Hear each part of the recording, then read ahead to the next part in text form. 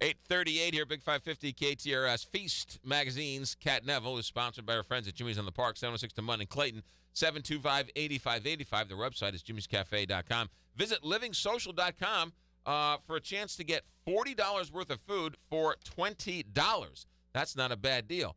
jimmyscafe.com for more information. Good morning, Cat Neville. Good morning. Let's get right to a couple restaurants. All right, well, this week I've got stuff for great munchies. I've got Mexican and pizza. Which would you like first?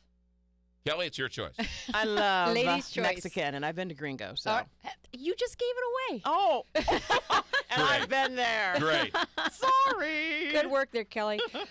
Yes, so we're talking about Gringo, Yes. and Kerry McDowell has been on board there for like 6 to 8 months, and he's very well known for the work that he's done across town. From the Crossing to the well-loved Revival, and also Winslow's Home. And, you know, he just is really terrific about bringing like a rustic authenticity to every menu that he develops and touches. And so now that he's been on with Gringo for quite a while, he today actually is launching his new menu at the Central West End Mexican joint. It's 398 North Euclid Avenue. And so he's really kind of done a rethink of the menu, bringing in a lot of kind of authentic but still local touches. So, for example, he has a Mexican minestrone on the menu that is vegan, and it's spring vegetables that is cooked in its own broth with masa dumplings. And masa is the corn dough essentially that you use to make tortillas, and they make all of their tortillas hand the way. And then he has an epazote salsa that he puts kind of on top of this soup. And I've tried it, and it is just fresh and rich tasting, even though it has no meat. It has a lot of really wonderful olive oil in it. And then the those epazote, it's an herb that has this kind of wonderful, lemony, citrusy kind of a quality to it. It's really terrific. They have this chingalinga, which is a made-up word that Kerry said that he just uses in the kitchen. But again, kind of going toward things that are kind of lighter and brighter. It's a spring vegetable taco with avocado and poblano and a little bit again of epazote, and just wonderful. And it's on those fresh handmade tortillas. They have different tamales every single day. So today is this lamb barbacoa that he has introduced to the menu that is also making an appearance in this quesadilla, which you can do the barbacoa with this queso fundido, which is like the kind of melted wonderful cheese, some guacamole and pico de gallo, and just really great stuff. Nothing is kind of outside of your understanding of Mexican Tex-Mex food, but everything is just really fresh, and he's done a really nice job of kind of, you know, bringing a new twist to the menu. Their website says it all. They're red-blooded Americans serving authentic modern Mexican food. There you go.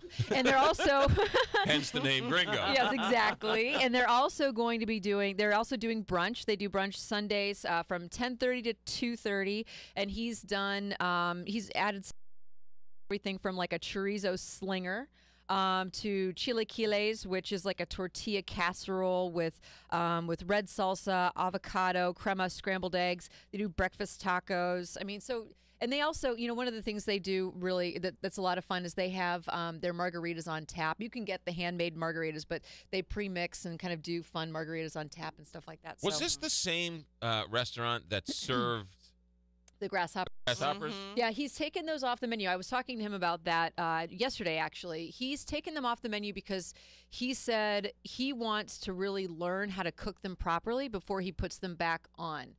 So they were on the menu when they first opened, and he just, you know, he was like, it doesn't feel right because if I'm going to be, you know, if I'm the chef, I want to know intimately everything that I am working with, and I want to understand all of my ingredients. Right. And he said, you know, it's not part of my culinary repertoire to cook with this, although it's a very traditional thing to eat these grasshoppers in Mexico. So he actually is going to be working with one of kind of the foremost suppliers of this ingredient to American chefs, and So it'll be back. All right, but good, 'cause Not I was until worried. Carrie's ready. I was worried. I wanted my grasshopper sandwich. Have you had them? I have not. I would just know. This is not a.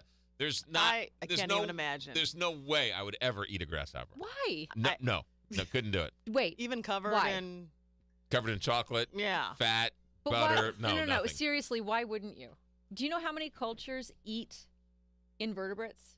It's very, very, very common. It doesn't And- help, but you call them invertebrates either. I know. Well, I know that you have an allergy to shellfish. Yes. But lobsters, shrimp, crabs, Yes. all of these things are the bugs of the sea. Yes. So Yeah. if you But a eat- grasshopper's not a bug of the sea. it is a bug of the earth. Okay. You know, So it's similar. I gotta side with Mr. McGraw over there. You know, if I see Kelly, something, it's supposed to be I- girls and- are supposed to band I together. know, but you know, I am very adventurous when it comes to food. But you know, if I see a grasshopper outside, it scares me anyway. I'm not going to put some salt and pepper on it and go No. get a fork. I think that we associate bugs, quote unquote, with maybe a space that is unclean or something like that, and so Right. we think I don't want to eat that.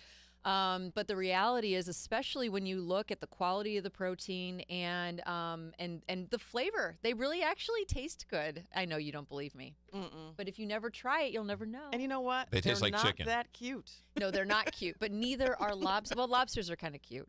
Shrimp aren't cute. I'm not a big shrimp Do fan. you only want to eat cute food? Yeah, Well- exactly. It can be Cows are unusual cute. when they.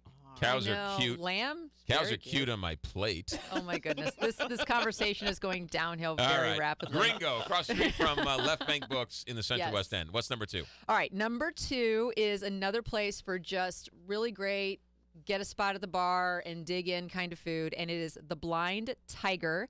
And the chef who is in, do you remember the Bleeding Deacon? Yes. Kind of South City. Yeah. So, Mike, Bleeding Deacon is closed, but he also owns Crow's Nest right there on Manchester and Maplewood, and so now Blind Tiger is at the corner of Sutton and Manchester, Okay.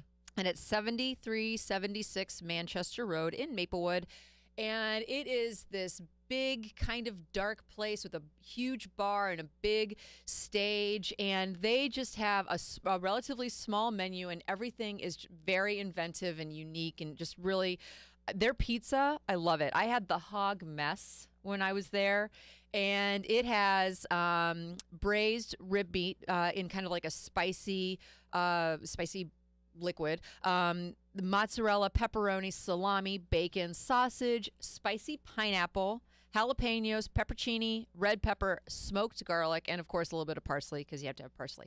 Of course. And it sounds like it is this kind of disaster on a pizza, but it really is all of the kind of meaty, cheesy, sweet, spicy, all these different elements. It's not too much of anything, and the crust, it's kind of a cross between, it's kind of a New York style. It's thin, but it has this really wonderful edge. It puffs up and it's got this golden kind of a crunch to it. It's terrific.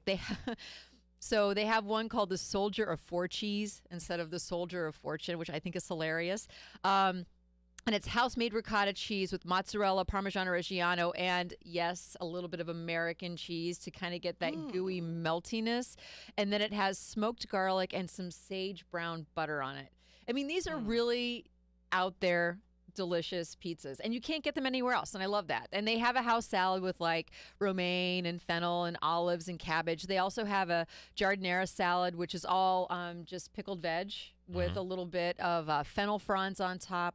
They have a side of polenta, which is obviously cooked kind of cornmeal, and it has a little bit of house-made ricotta and brown butter, tomato soup, and they have ribs and wings and all that kind of stuff.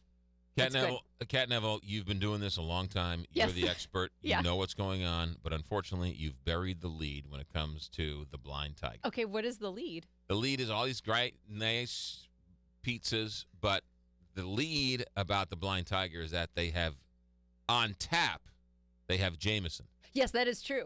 That is very true. They are a whiskey bar, And their whiskey selection is huge. I mean, it is. I mean, I sat at the bar and I'm like, Jameson on Jameson on tap? tap. That's what I'm talking That about. is true. And you're right. I did bury Lily. And the thing is that I think they might be one of like maybe 4 places in town that has Jameson on tap. And when we get to the May issue of Feast magazine, we will talk about wine on tap, but not until then. Yes. And so things on tap. Number one, with a focus on environmental impact. It's when you look at the impact of the weight of shipping, things that go in, that are bottled, and then also the waste. You either have to recycle or throw away that bottle. When you can have something on tap, it protects whatever is in there, whether it's beer, wine, or a spirit. Yep. And then you don't have the waste because you send the keg to the manufacturer, they clean it, refill it, and send it back. So the It's next time very, I get very in trouble good. for having too much Jameson, I can say I'm being environmentally friendly because I had it at the Blind doesn't Tiger on tap. Force you to drink more. Oh, okay. All right. Well, But they do. They have an amazing whiskey selection. They're doing some of their own kind of like house aged Manhattans and all this kind of stuff. And they do have live music. And actually tonight, I don't know if you've ever heard of Prison Performing Arts, but it is a group that goes around to Missouri prisons and they teach them Shakespeare. You guys talked about Shakespeare today, didn't you? Yeah. And they teach them these different Shakespeare plays just to kind of reconnect with themselves. And anyway, so they're going to be there tonight from 8 to 9, and they're going to be doing an abridged 12th night. That sounds pretty neat. Sutton and Manchester, Yes. the Blind Tiger, and then Gringo, right across the street from Left Bank Books at Yes. the Central West End. 30 seconds. What's going on with Feast? Dining out for life Yes. tomorrow night. 25% or more of your check goes to the St. Louis Effort for AIDS. All money stays here in St. Louis, so dine out. Find out everything you need to know about Feast, media, TV, radio, newspaper, the world, Feast.com. The world. The world at feaststl.com. Have a good week. Thanks. You too. 8:50. We'll talk Blues hockey next with Andy Strickland. Stay right there. Bertarelli Cutlery has been keeping St. Louis sharp since 1967. Bertarelli is your one-stop shop for knife and tool sharpening, along with all of your kitchen supplies. Visit them at 1927 Marconi on the Hill or at bertarellicutlery.com.